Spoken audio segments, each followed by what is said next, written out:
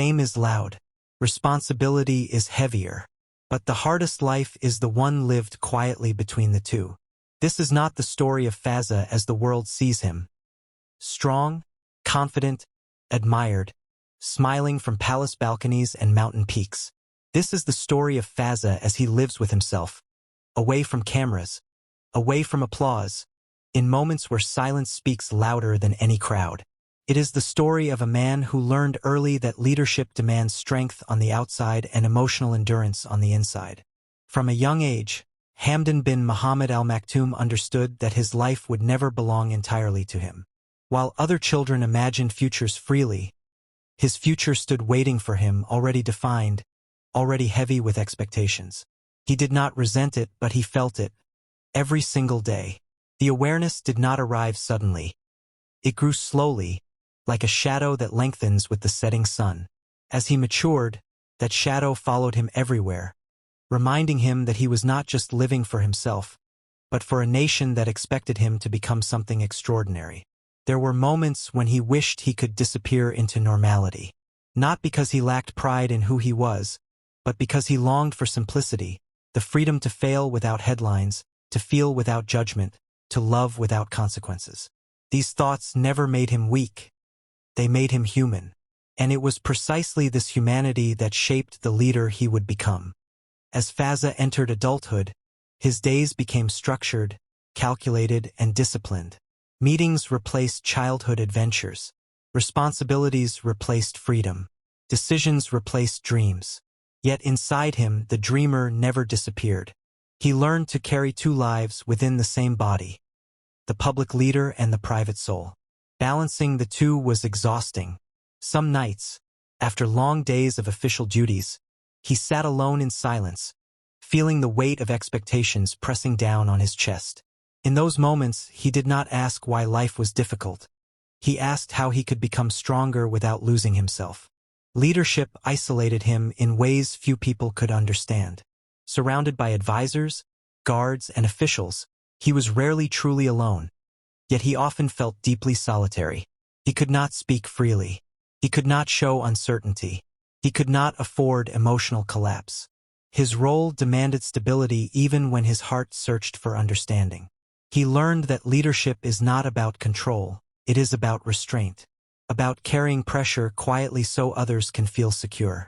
Poetry became his refuge again. Not for the world, not for recognition, but for survival. Words allowed him to breathe when reality felt suffocating. He wrote in moments of exhaustion, in moments of doubt, and in moments of emotional confusion. His poems were not always beautiful. Sometimes they were raw, broken, and unfinished. But they were honest. And honesty was the one thing he allowed himself when everything else demanded perfection. There were nights when Fazza questioned himself deeply. Was he strong enough? Was he wise enough? Could he ever live up to the image people projected onto him? These questions did not weaken him. They refined him. They forced him to reflect, to grow, to confront his fears rather than hide from them. He learned that confidence is not the absence of doubt, but the courage to move forward despite it. Personal life became the most complex territory of all. Love for someone like Fazza was never simple. Emotions were not just personal, they carried implications. Every feeling had consequences.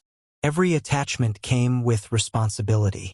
He learned to guard his heart carefully, not because he feared love, but because he respected its power. Loving deeply meant risking vulnerability, and vulnerability was something the world rarely allowed him to show. There were relationships that taught him joy, and others that taught him restraint. Some emotions remained unspoken, locked inside him like secrets meant only for silence. He understood that sacrifice is not always loud. Sometimes it is choosing what not to pursue. And although the world saw strength in his discipline, only he knew the emotional cost of that control. Despite everything, Fazza never lost his connection with people. In fact, his private struggles made him more empathetic. He listened more. He observed more. He felt more. He understood that behind every smile was a story, and behind every struggle was a person seeking understanding. This awareness shaped his leadership style. He did not lead with fear. He led with presence. He believed that authority should never distance a leader from humanity. Adventure remained part of his life, not as escape, but as grounding. Mountains reminded him of humility. The ocean reminded him of depth. The desert reminded him of clarity. In nature, he found balance.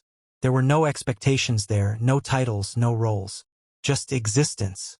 These moments restored him when responsibilities drained him. The world admired his discipline, his poetry, his strength, his calm confidence. But what truly defined him was his ability to remain emotionally aware without becoming emotionally exposed. He mastered the art of feeling deeply while standing firmly. This balance became his quiet power. In moments of reflection, Fazza understood that his journey was not meant to be easy. Easy lives rarely produce meaningful leaders. His struggles, sacrifices, and silences were shaping him into someone capable of carrying not just authority, but trust.